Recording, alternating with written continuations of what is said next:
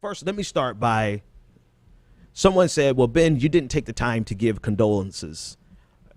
Sure, I'll offer my condolences, obviously.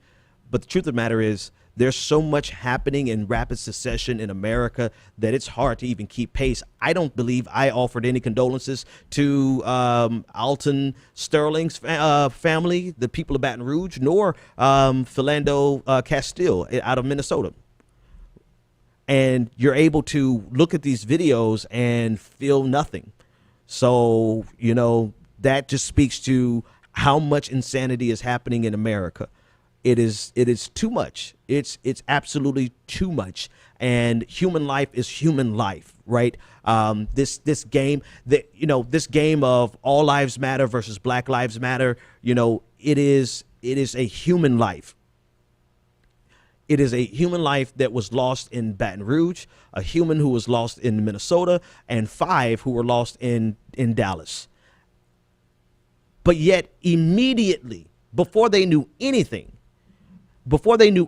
about this, they people wanted to spin this to be Black Lives Matter attacking the police, as though the protesters turned on the police. This is something that came from people with extremely large platforms who were very irresponsible last night, making this seem as though this was Black Lives Matter protest turning on police. No, what this was an ex-U.S. Army veteran, who was angry, had enough training and enough weapons to hold off police for almost 3 hours to wound 12, killing 5 of those 12. This is so much bigger than what people want to break it down to be just to fit their particular narrative. And that's the problem I have with this, because they want more than anything else. Whoever that you can fill in the blanks for they, right? You know exactly who they are. Some of them, you can categorize them as conservatives. You can categorize them as the Blue Lives Matter crowd, the All Lives Matter crowd, the people who are doing everything they can to undermine the message of Black Lives Matter. They want to silence Black Lives Matter. They want to silence it so bad that they don't even give a chance to recognize the humanity of the 2 other people who were killed this week. As though now that police officers have been killed, somehow or another, we should completely forget about the 2 gentlemen who were killed by police officers.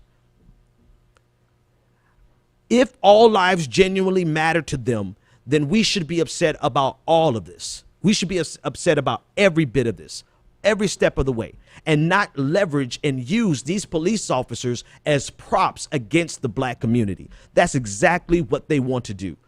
And I can name the names, but there's so many of them, we'll be naming them all day. But people who want to silence Black Lives Matter, they are leveraging and using these dead officers, these slain officers, as props against the Black Lives Matter and the Black community. When in reality, we should be upset across the board. And I think the problem is that I think very few people are genuinely upset and hurt by what we see. The thought of it, we register it. Damn, this is bad. These people are dead, right? You know, the people who are there on the scene, they experienced the trauma, so they're separate, right? They are there and they're part of the trauma, and they're genuinely traumatized and terrified, right? The families are broken and hurting. But those of us who are just observers on a national level, viewing through social media, I think we have become desensitized to it.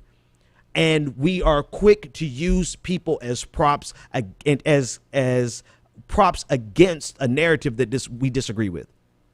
And last night, countless, and I'm going to start calling them Klan Twitter or Jim Crow Twitter, just because the very first thing they wanted to do was crucify. And I wish I brought the tweets. I didn't bring the tweets with me, but there was a former U.S. Congressman, I think Joe Walsh, or I know his last name is Walsh.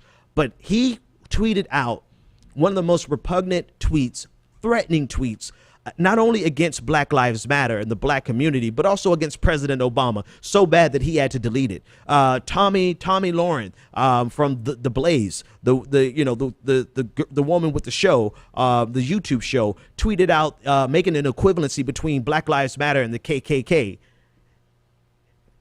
both of them having to subsequently delete those tweets and then try to come back and cover their asses later on. But that shows you their initial gut reaction is to try to use these slain officers, people whose sons and daughters are going to grow up without their parents. They're using them as props against the black community.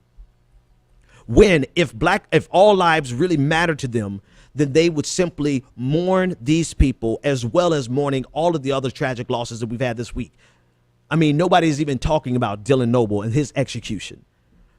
So we can simultaneously, like, why do we even have to say this? We could simultaneously say that this is horrific, this is tragic, this is unacceptable in our society, and still mourn for the police officers as well as for the black men and women and the young white man who was killed this week by police officers.